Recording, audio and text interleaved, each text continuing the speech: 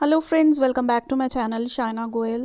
So friends, we are going to continue our session और आज की सेशन में हम बहुत इंपॉर्टेंट टॉपिक डिस्कस करने वाले हैं, दैट इज़ ब्लूम्स टेक्सोनॉमी।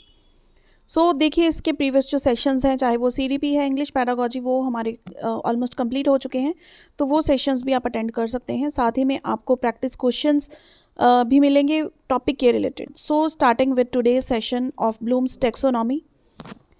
देखिए, ब्लूम्स टेक्सोनॉमी, इसका नेम सबसे पहले ब्लूम टेक्सोनॉमी क्यों पड़ा? टेक्सोनॉमी का मीनिंग होता है क्लासिफिकेशन, यानी कि वर्गीकरण करना, ठीक है।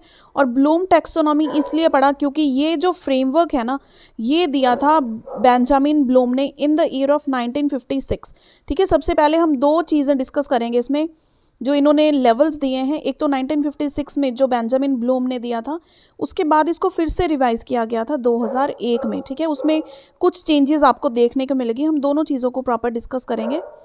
सो फर्स्टली देखिए, ब्लूम्स टैक्सोनॉमी क्या है? Basically it is a classification system use to define and distinguish different levels of human cognition. कोई भी पर्सन इस, ये बेसिकली क्या है ना, लर्निंग के बेसिस पर है सारी चीज़। कोई भी बच्चा किसी चीज़ को किस तरह से लर्न करेगा, ह्यूमन कॉग्निशन में आता है ये। तो इसमें 3 हम चीज़ें देखते हैं, that is thinking, learning and understanding. Cognition क्या है? मेंटल प्रोसेसेस हैं सारी। किसी चीज़ को आप कैसे सोचेंगे? दिमाग से सोचेंगे, ठीक है। उसको याद करेंगे, समझ में आएगा, फिर याद करेंगे या फिर उसके बारे में सोचेंगे, ठीक है। Everything is related to human cognition. Next देखिए, इन्होंने हमें 3 लर्निंग डोमेन्स दिए हैं। ये कहते हैं कि कोई भी पर्सन है, अगर वो किसी चीज़ को लर्न करना चाहता है, तो 3 डोमेन्स होती हैं उसकी। Basically first is cognitive domain, जिसको हम ज्ञानात्मक पक्ष कहते हैं। ये हमारे दिमाग के साथ रिलेटेड है। अगर आप कोई भी चीज़, देखिए ये सेशन आप अटेंड कर रहे हैं, यहाँ पर आप पढ़ना चाहते हैं, तो आपकी मेंटल पावर जो है ना, वो यूज़ होती है। मेंटल एबिलिटी, आपकी कॉग्निटिव पावर यूज़ होती है, फिर ही तो आप चीज़ों को समझते हैं, उसको लर्न करते हैं। सेकंड क्या है? आपकी affective domain. Affective domain is related to your emotions, ठीक है। Cognitive domain is related to mind, to brain, to mental activities, and affective domain आपकी इमोशनल एस्पेक्ट के साथ रिलेटेड होती है। तो अब आप ये अगर सेशन देख रहे हैं, तो ऐसे तो नहीं है कि आप फ्री बैठे हो तो आप ये ब्लूम्स टैक्सोनॉमी पढ़ रहे हो। आपका कोई मोटिव है, आपकी अफेक्टिव डोमेन क्या है कि आपने सीटेट का पेपर क्लियर करना है या फिर पीटेट का पेपर क्लियर करना है, ठीक है। या फिर आप कोई भी टीचिंग ट्रेनिंग कोर्स जो है उसमें आप अच्छे मार्क्स लेना चाहते हैं, तो आपका इमोशन जुड़ा हुआ है, इसलिए आप ये सेशन देख रहे हैं, इसको लर्न कर रहे हैं, इसको समझ रहे हैं। Then third is the psychomotor domain. ये बेसिकली हमारी फिजिकल एक्टिविटीज़ के साथ रिलेट होता है। यानी कि आप इस वीडियो को अगर सिर्फ सुनेंगे और बोलेंगे कि हमने पेपर देने नहीं जाना, हमें पेपर घर पे ला दो, हम यहीं पे बस मैं बोली जाऊंगा और आप आंसर टिक करते जाना, ठीक है। यानी कि आप कुछ भी नहीं करना चाहते। क्रियात्मक पक्ष इसको कहते हैं कि आप कोई क्रिया नहीं करना चाहते, बिल्कुल लेजीनेस आपके अंदर है। वीडियो सुन ली, ठीक है, आपने फिर बोल दिया, लेकिन सेंटर तक तो जाना पड़ेगा ना पेपर देने। अगर अब तो देखिए सीबीटी मोड में है, तो आपको कंप्यूटर पे सीखना तो पड़ेगा ना पेपर को किस तरह से अटेम्प्ट करते हैं। जब तक आप कोई खुद से फिजिकल वर्क करने की कोशिश नहीं करेंगे, आप चीज़ों को सीख नहीं सकते। हम कहते हैं कि प्रैक्टिकल चीज़ें भी आना आपको ज़रूरी है। ये तीनों के तीनों डोमेन्स जो हैं, ये बेंजामिन ब्लूम ने दिए थे और हम अब इनको 1 बाय 1 डिस्कस करते हैं। देखिए, अफेक्टिव और साइको मोटर डोमेन में तो इतना ही है जितना मैंने आपको एक्सप्लेन किया, कि मैं आपको मोटिवेट करूँगी कि बेटा आप अच्छे से पढ़ो, ठीक है, तो आप मार्क्स अच्छे ले पाओगे, ठीक है। पास तो आप कर ही जाओगे, आई एम श्योर। तो मार्क्स आपके अच्छे आएंगे, अच्छी आपको जॉब मिल जाएगी, ठीक है। तो ये चीज़ें क्या है, मैं आपको मोटिवेट कर रही हूँ। इट मीन्स ये किसके अंडर आती हैं? अफेक्टिव डोमेन के अंदर, ठीक है। अब देखिए, कॉग्निटिव डोमेन मेन है, जो इन्होंने लेवल्स दिए हैं, ये हम देख सकते हैं।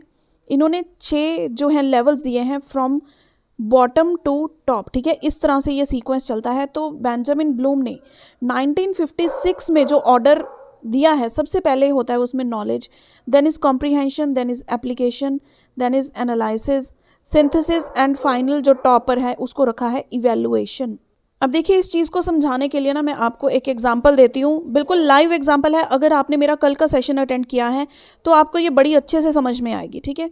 तो कल जब हमने डिस्कस किया था सेशन में, तो मैंने बिल्कुल एंड में आपको बताया था कि आज के दिन हम ब्लूम्स टेक्सोनॉमी करेंगे और हो सके तो कॉन्टिन्यूस एंड कॉम्प्रीहेंसिव इवैल्यूएशन भी करेंगे, ठीक है। तो मैंने आपको कल ये नॉलेज दे दी कि हम आज ब्लूम्स टेक्सोनॉमी पढ़ने वाले हैं, तो ये चीज़ आपको पता लग गई। क्या मैंने आपको ब्लूम्स टेक्सोनॉमी के बारे में कुछ भी बताया कि ये क्या होती है, नहीं होती है? नहीं, ठीक है। तो नॉलेज का मतलब क्या है, सिर्फ आपको पता होना कि ये चीज़ हमने करनी है, उसके डिटेल इन्फॉर्मेशन आपको कुछ नहीं पता। उसके बाद लेवल आता है, देखिए, कॉम्प्रीहेंशन। कॉम्प्रीहेंशन मीन्स जो चीज़ मैं अभी आपको पढ़ा रही हूँ, मैं आपको पढ़ा रही हूँ, आप उस चीज़ को पढ़ रहे हो, उस चीज़ को समझ रहे हो, अंडरस्टैंड कर रहे हो, ठीक है। तो ये हो गया कॉम्प्रीहेंशन। कॉम्प्रीहेंशन का मीनिंग ही होता है उस चीज़ को डिटेल में जान लेना। फिर होता है एप्लीकेशन। अब देखिए, इस सेशन के जब ये सेशन कंप्लीट हो जाएगा ना, आई मीन जब ये थ्योरी पार्ट कंप्लीट हो जाएगा, तो हम इसको अप्लाई करेंगे, एप्लीकेशन करेंगे, कैसे इसके रिलेटेड जो क्वेश्चंस है वो डिस्कस करेंगे। तो ये हो गया इसका एप्लीकेशन। फिर आप एनालाइज करोगे। क्या एनालाइज करोगे कि ये जो ब्लूम्स टेक्सोनॉमी है, ये सिर्फ इंग्लिश पेडागोजी में नहीं आ रही, ये मैथ्स में भी आ रही है, ये सीडीपी का भी बहुत इंपॉर्टेंट पार्ट है, ठीक है। एनालाइज करोगे। इस तरह से आप देखिए अपने मैथमेटिक्स में भी क्वेश्चंस को जो है इसी सीक्वेंस में फॉलो करते हैं। एनालिसिस क्या होता है कि छोटे छोटे टुकड़ों में हम किसी चीज़ को एनालाइज कर रहे हैं, उसको उस पर विश्लेषण कर रहे हैं। Then is the synthesis. जो चीज़ें हमने सारी पढ़ी हैं, जब आप पेपर देने जाओगे, सारी चीज़ें आपने वीडियोस एक एक टॉपिक की देखी हैं, ठीक है, उसको समझा है। फिर आप क्या करोगे, उन सभी चीज़ों को सिंथेसाइज करोगे, यानी कि आप सीडीपी प्लस आपके माइंड में इंग्लिश चलेगी, प्लस आपके माइंड में जो है, अगर आपने मैथ लिया है, मैथ चलेगा, प्लस आपके माइंड में साइंस चलेगी। ये सारी चीज़ें पहले आपने एनालिसिस करके पढ़ी थी ना, टुकड़ों में पढ़ी थी। फिर आप जब पेपर देने जाओगे अपने सीटेट का, तो इन चीज़ों को आप सिंथेसाइज कर दोगे, अपने माइंड में सभी को ले आओगे, क्योंकि आपने पेपर में सभी सेक्शंस अटेम्प्ट करने हैं। सिंथेसाइज मीन्स जो आपने ब्रेक डाउन किया था उसको एक कंप्लीट इंफॉर्मेशन में आपने कंबाइन कर लिया।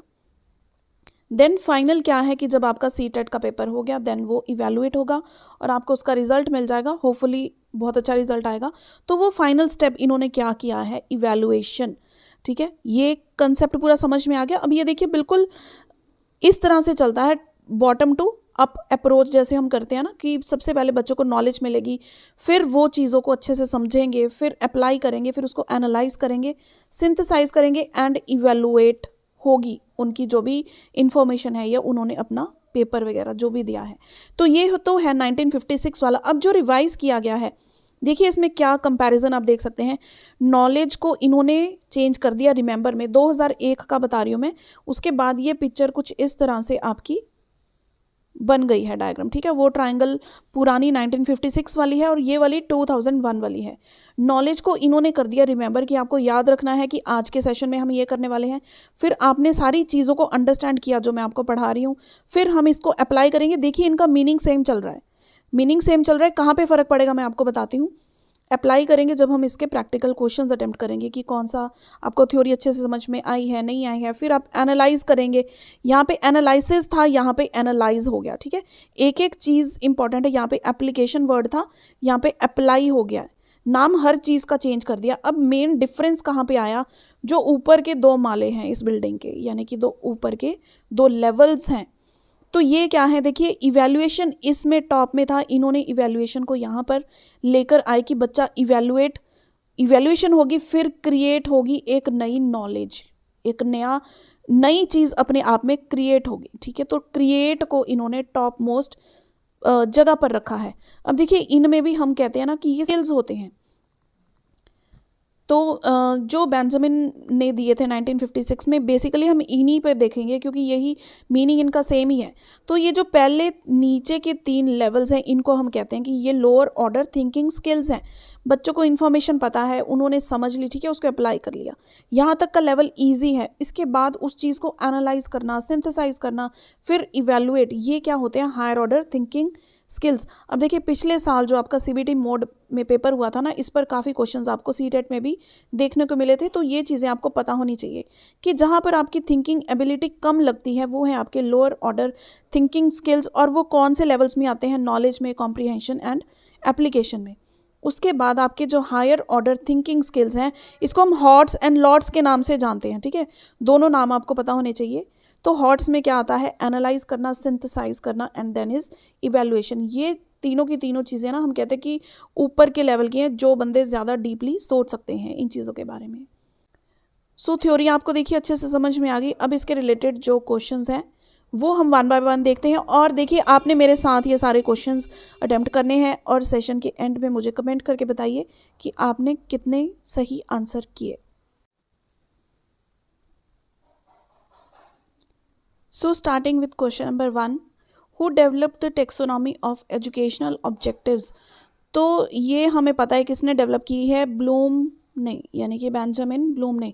तो देखिए एक क्वेश्चन और आ सकता है कि ये जो टेक्सोनॉमी दी है ये किस पर बेस्ड है, ठीक है, ये ऑब्जेक्टिव्स पर बेस्ड है, एजुकेशनल ऑब्जेक्टिव्स पर बेस्ड है। तो ये ऑप्शन भी आपको याद रखनी है इन केस अगर ऐसा क्वेश्चन आता है तो। Now next question number 2, in 2001 the revised version of Bloom's taxonomy was provided by.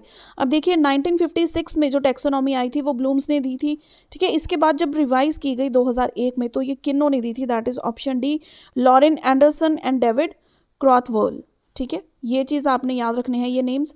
Then question number 3 देखिए, the doing aspect of behaviour falls in the dash learning, ठीक है, कौन सी डोमेन के अंदर फॉल करता है। सबसे पहले तो देखिए हमारी जो बिहेवियरल डोमेन है ना, ये तो डोमेन ही नहीं है, 3 डोमेन्स दी हैं ब्लूम ने। First was cognitive, second is affective and third is psychomotor domain, ठीक है। तो हमारी जो डूइंग आस्पेक्ट है, डूइंग मीन्स कुछ करना, खुद से फिजिकल वर्क करना, तो that is psychomotor domain of learning. Option 1 क्या है correct answer. Next question number 4 देखिए, in which order the levels of taxonomy are followed. हमने देखिए किया है टेक्सोनॉमी किस तरह से फॉलो करती है, लोअर टू हायर लेवल, ठीक है। लोअर ऑर्डर स्किल्स हैं, नीचे के 3 लेवल्स, फिर ऊपर के 3 क्या है, हॉट्स हैं, नीचे के लॉर्ड्स हैं, ऊपर वाले हॉट्स, हायर ऑर्डर स्किल्स, ठीक है। तो ऑप्शन ए क्या है हमारी correct answer, that is from lower to higher order thinking skills, ठीक है। नेक्स्ट देखिए question number 5, teachers are advise to involve their learners in group activities because besides facilitating learning they also help in. बच्चों को teachers group activities में क्यों involve करते हैं, एक रीज़न तो उन्होंने बता दिया कि लर्निंग अच्छी होती है, दूसरा रीज़न क्या है, दूसरा रीज़न है सोशलाइजेशन, क्योंकि जब हम किसी के साथ काम करते हैं, बच्चों के जहाँ पे भी ग्रुप की बात आती है ना, वहाँ पे हमारे जो सोशल वैल्यूज़ हैं वो इनकलकेट होती हैं, तो सोशलाइजेशन के भी उसमें हेल्प होती है, ठीक है। सो ऑप्शन 1 क्या है correct answer. Next question number 6, thinking is essentially, अब सोचना, थिंकिंग ये कहाँ पे है, दिस इज, हमें पता है absolutely this is a cognitive activity, thinking है, लर्निंग है, अंडरस्टैंडिंग है, ठीक है। ये सारी एक्टिविटीज किसकी हैं, हमारी कॉग्निटिव एक्टिविटी की है। So option 4 is the correct answer. Question number 7, what is development of human potentialities in education. Human की पोटेंशियलिटीज़ अगर हम एजुकेशन में देखें तो वो क्या होगी, क्या वो इंडिविजुअल एम है, वो सोशल एम है, individual as well as social aim है, या फिर स्पेसिफिक एम है। तो ये देखिए क्या होगा, जो हम कहते हैं कि बंदे की जो पोटेंशियल है वो एजुकेशन के बेसिस पे अगर हम देखें वो individual as well as social aim को सेटिस्फाई करते हैं। सिर्फ इंडिविजुअल एम नहीं है, सिर्फ सोशल एम नहीं है, दोनों ही है। सो ऑप्शन 3 क्या है correct answer. Next question number 8, preparing the child for future life as an aim of education is preparing the child for। अब देखिए बच्चे को अगर फ्यूचर लाइफ के लिए प्रिपेयर करना चाहते हैं, ठीक है, तो वो क्या है, as an aim of education. तो बच्चे को किस चीज़ के लिए हमें प्रिपेयर करना है, that is for facing all kinds of emergencies and situations of future life. सिर्फ हैप्पी मैरिड लाइफ के लिए प्रिपेयर नहीं करना है, कोई वोकेशन के लिए प्रिपेयर नहीं करना है, लेकिन जो भी टास्क, जो भी सिचुएशन बच्चे के सामने लाइफ में इंस्टेंट आती हैं, ठीक है, इमरजेंसीज मतलब इंस्टेंट कोई सिचुएशन बच्चे के सामने लाइफ में आती है, फ्यूचर में आती है, चाहे वो मैरिटल इश्यूज़ हैं, ठीक है, आपके कोई भी इश्यूज़ हैं, आपके वोकेशन इश्यूज़ हैं, या फिर कहीं भी कोई भी प्रॉब्लम आती है तो बच्चा उसको फेस कर सके, इतनी उसमें कैपेबिलिटी हो, ठीक है। तो वो क्या है option 3, facing all kinds of emergencies and situations of future life. Situations में देखिए हम सिर्फ नेगेटिव को नहीं, पॉजिटिव को भी इंक्लूड करते हैं, ठीक है।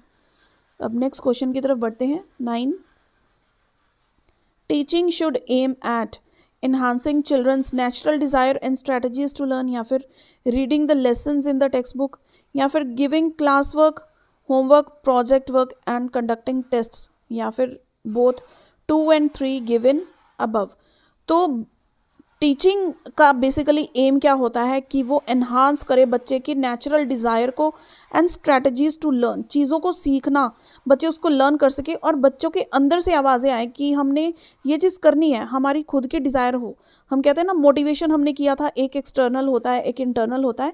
तो टीचर्स का एम, टीचिंग का एम क्या होना चाहिए कि बच्चों के अंदर जो है इंटरनल मोटिवेशन पैदा हो चीज़ों को पढ़ने के लिए, समझने के लिए, और बच्चे खुद से स्ट्रैटेजीज बना सके कि हम अगर ये डिफ़िकल्ट टास्क है तो इसको कैसे अचीव करेंगे, या फिर कोई डिफ़िकल्ट क्वेश्चन है उसको लर्न करना है किस तरह से करेंगे। ठीक है, सो ऑप्शन 1 क्या है correct answer. Next question number 10, sorry, the main purpose of teaching is, teaching का मेन पर्पज़ क्या होता है? Development of thinking power, development of reasoning power, both 1 and 2, या फिर गिविंग इंफॉर्मेशन ओनली। अब देखिए मेन पर्पज़ ऑफ टीचिंग क्या है? बच्चों की थिंकिंग पावर को डेवलप करना एंड रीजनिंग पावर को। सो ऑप्शन 3 क्या होगी इसकी करेक्ट आंसर, कि दोनों चीज़ों को ही टीचर्स एनहांस कर पाएँ। Next question number 11, question 11, as a teacher you asked your students to write an essay explaining the impact of pollution on our life। अब देखिए ये एक सिचुएशन आपको दे दी गई है कि आपने बच्चों को ऐसे लिखने को बोला किस पे, impacts of pollution on our lives. तो ये ब्लूम टेक्सोनॉमी का किस कॉग्निटिव लेवल को प्रॉपर सूट करता है, यानी कि which cognitive level of Bloom's taxonomy is best illustrated by this assignment. तो ये चीज़ क्या होगी सोच के बताएं आप लोग मेरे को। चलिए क्वेश्चन 11 का आंसर आप ही करेंगे, ठीक है, ये मैं आप लोगों को नहीं बताऊंगी। क्वेश्चन 11 का आंसर आप बताएं कि कौन सी ऑप्शन इसमें करेक्ट होगी, ठीक है। फिर आपको ये वीडियो के डिस्क्रिप्शन में इसका आंसर मिल जाएगा, बाद में आप लोग देखना, पहले नहीं देखना आपने, ठीक है। चलिए नेक्स्ट क्वेश्चन 12 की तरफ बढ़ते हैं। Defining action verb is related with which behavioural objectives. Action verb कौन सा है? डिफाइनिंग। अब एक्शन वर्ब मत सोचना कि एक्शन तो साइकोमोटर है, इन्होंने डिफाइनिंग वर्ड को ब्रैकेट्स में रखा है, ब्रेसेस इन्वर्टेड कॉमास में रखा है। तो डिफाइनिंग वर्ड किस बिहेवियरल ऑब्जेक्टिव के अंदर आता है? That is cognitive. Cognitive level में आता है डिफाइनिंग, किसी चीज को डिफाइन करना, ठीक है। ऑप्शन सी क्या है correct answer. Next question number 13, according to Bloom's taxonomy of educational objective, which of the following category does not come under cognitive domain? तो cognitive domain के अंदर हमें पता है कौन सी आती है, नॉलेज है, कॉम्प्रीहेंशन है, एप्लीकेशन है, लेकिन कंसेप्चुलाइजेशन नहीं है। सो ऑप्शन 4 हमारी क्या है करेक्ट आंसर। नॉट वाला क्वेश्चन आ गया, देखो ये कि नहीं आती है कॉग्निटिव डोमेन में, सो ऑप्शन 4 है वो answer. Next question number 14, in which level a student can be able to formulate, build, invent, create, compose, generate, derive, modify और develop। ठीक है, तो इन्होंने खुद ही आंसर में आपका जो है क्वेश्चन में ही कीवर्ड छुपा दिया क्रिएट। सो इसमें है क्रिएटिंग में, क्रिएट वाली ऑप्शन में होता है कि बच्चा क्या है नई चीज़ क्रिएट करता है, बिल्ड करता है, इन्वेंट करता है, ठीक है। जो रिवाइज्ड टेक्सोनॉमी थी हमने कहा था 2001 वाली, तो उसके लिए ये चीज़ बोल रहे हैं, तो वहाँ पर क्या है क्रिएटिंग में। ठीक हो गई ये बात, समझ आ गई। Next question number 15, in which level students will be able to describe Newton's 3 laws of motion to in his or her own words. ठीक है, बच्चे न्यूटन के जो 3 लॉज हैं अपनी लैंग्वेज में किस तरह समझा पाएंगे, किस लेवल की बात है वो। ब्लूम्स टेक्सोनॉमी के 6 लेवल्स हमें दिए हुए हैं, कौन से लेवल में वो चीज़ आती है? वो आती है अंडरस्टैंडिंग में, ठीक है। क्रिएटिंग में नहीं आएगी, एनालाइजिंग में नहीं आएगी, वो आएगी अंडरस्टैंडिंग में, क्योंकि अगर बच्चों को वो चीज़ समझ में आई है तभी तो वो एक्सप्लेन करेंगे। सो ऑप्शन बी क्या है करेक्ट आंसर। सो फ्रेंड्स ये 15 के 15 क्वेश्चंस आप लोगों को करवाए हैं। चलिए मैंने तो आपको 14 ही करवाए हैं, क्योंकि एक तो आप लोग मुझे बताने वाले हो कि उसका आंसर क्या होगा। एक क्वेश्चन मैंने आप लोगों के लिए छोड़ दिया था, ठीक है। बाकी उसका आंसर मैं आपको डिस्क्रिप्शन में ज़रूर मेंशन कर दूंगी, बट आप लोगों ने चीटिंग नहीं करनी है, पहले मुझे कमेंट में बताइए, फिर आप डिस्क्रिप्शन खोलकर आंसर चेक कर सकते हैं। सो फ्रेंड्स हमारा एक CCE लास्ट टॉपिक रह गया है इसका, और ये सेशन अगर आपको हेल्पफुल लगा हो इसे लाइक एंड शेयर ज़रूर कीजिएगा। See you in the next session, till then keep watching.